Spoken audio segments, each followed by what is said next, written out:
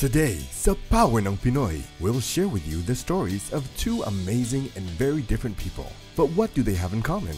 They both broke out of their comfort zones and lived the concept of paying it forward.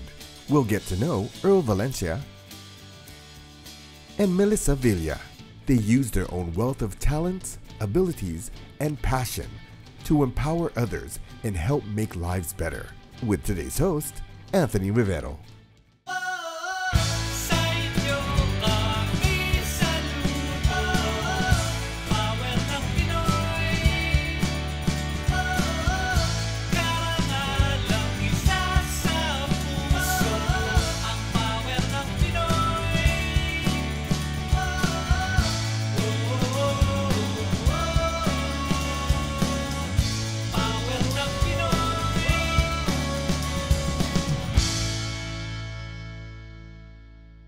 Welcome to another inspiring episode of Power ng Pinoy.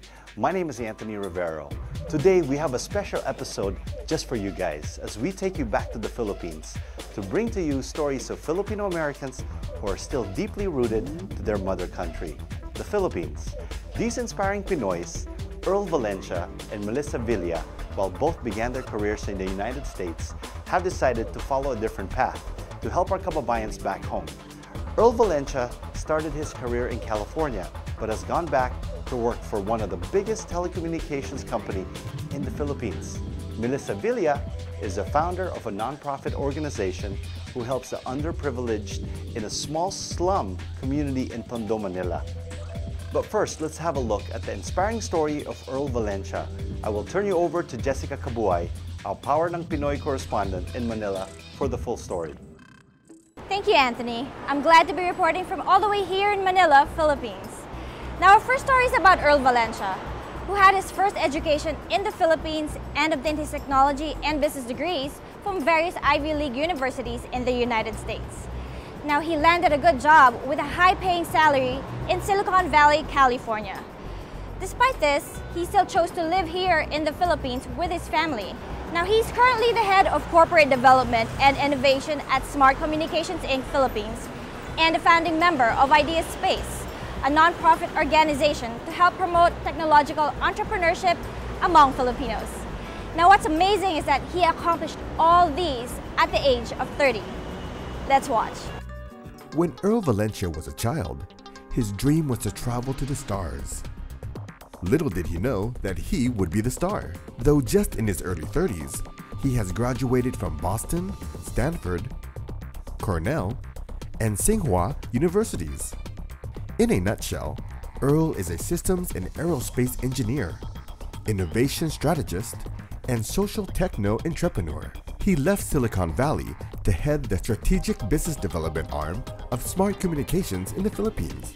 But he is also the co-founder of the IdeaSpace Foundation and the co-founder and president of the Filipino Entrepreneurs Network in the US.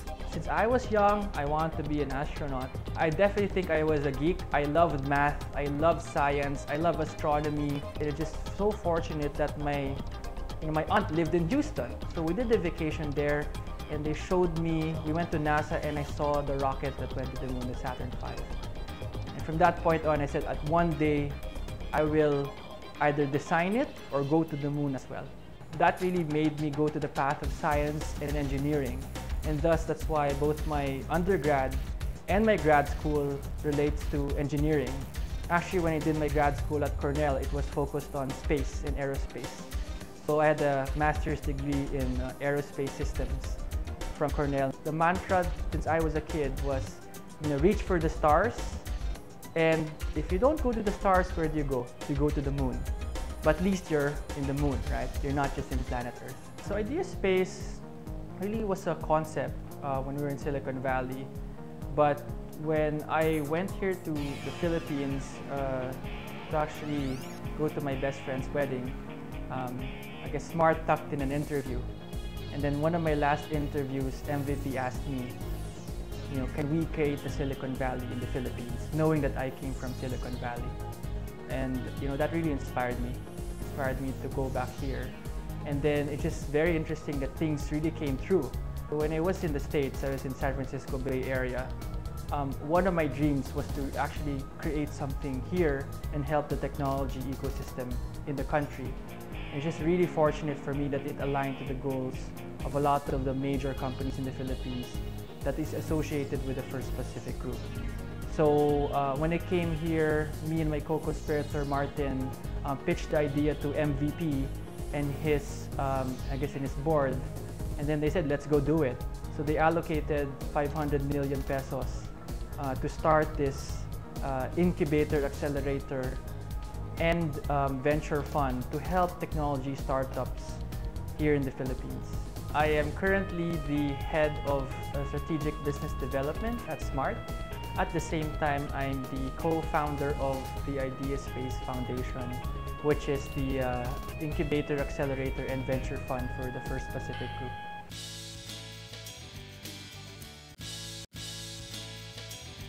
In 2007, when Earl was a systems engineer with Raytheon Company, he was chosen as one of the 15 new faces of engineering in the US.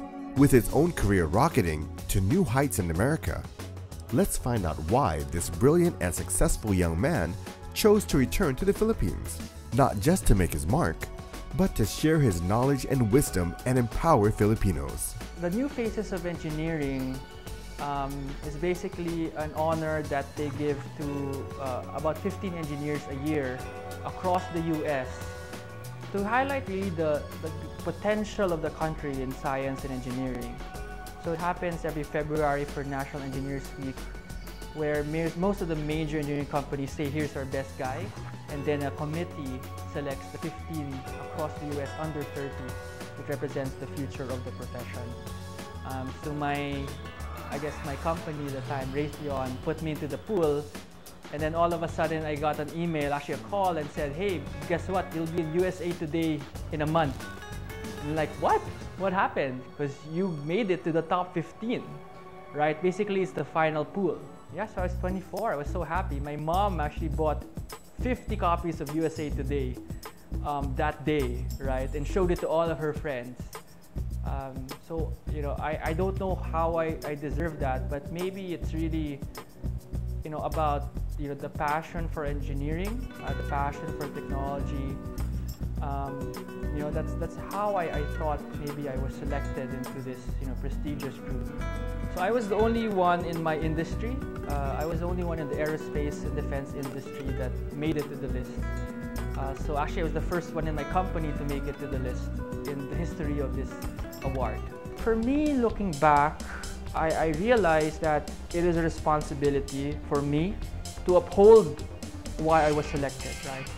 And it was really looking at who is the future of engineering for the country, and honestly for me, it's for the world, right? So that's why I'm doing a lot of things that I'm doing now with SMART, with the 65 million subscribers that I'm trying to touch. At the same time, the venture arm of IdeaSpace, of all the startups I'm trying to inspire in the Philippines, right? Because that's a big responsibility, you know, to be said at 24 that you are the future of your profession. And then hopefully you know, 20 years from now, someone says, you know, Engineer Earl, what have you done? And I said, I've done something to change, you know, the lives of a lot of people, to protect the lives of a lot of people, and then to maybe change the country at the same time. The head of HR of SMART told me one thing that really resonated with me, that everything you do as an executive in this country is a CSR, right? So how many times that you can say that I'm going to help potentially directly 65 million of your countrymen, besides a company like what I'm associated right now. So that really resonated with me when I was in the States. So I decided to really go home. I did a lot of reflection when I was in the States. I said I was there for many, many years.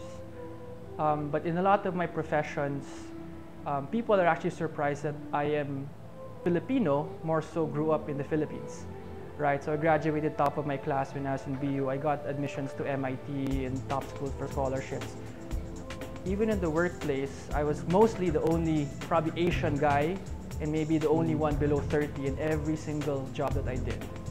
But I realized because of their surprise, it made me question, why not us? Why isn't it the expectation that Filipinos could be in high technology? right? So for me, the moon now is hopefully changing the Philippines and changing and uplifting the technology culture in this country, right? And thus I said at some point in my life, I will go back and make it happen. So this is it, right? It just happened maybe 15 years earlier than what I thought.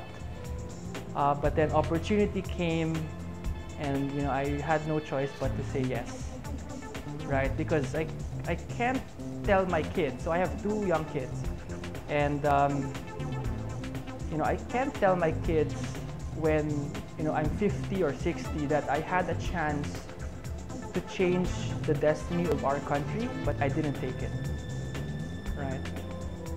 So yeah, I mean, I'm also doing it for my kids. One thing that I like about Earl is that we share the same passion. That's one. Second is that he has a very good experience in Silicon Valley, and 3, he's very open-minded. When we talk about ideas, there's no right or wrong. So I think it's free-flowing for us. We're able to exchange ideas. It's not the typical discussion where no, I'm right, you're wrong. No, here ideas are free-flowing, and I think that's something that Earl got during his stay or when he studied in the US. Power ng Pinoy.